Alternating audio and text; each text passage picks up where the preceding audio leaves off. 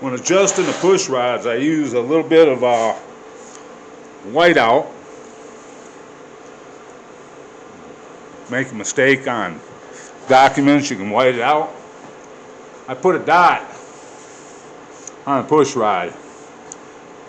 And see, my push rods, you turn it, complete 3 turns, and it gives you 50 thousandths. Because you only got 100 thousandths of lash inside of a hydraulic lifter. And you want happy medium.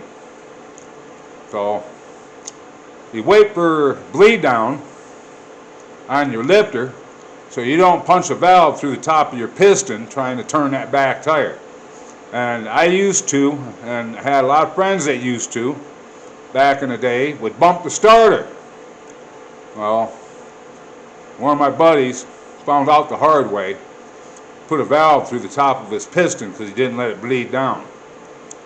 So after that, no more starters. Use that back tire and turn it over by hand. But anyways, just a couple little tips for anybody that cares. Anyways, thanks for watching.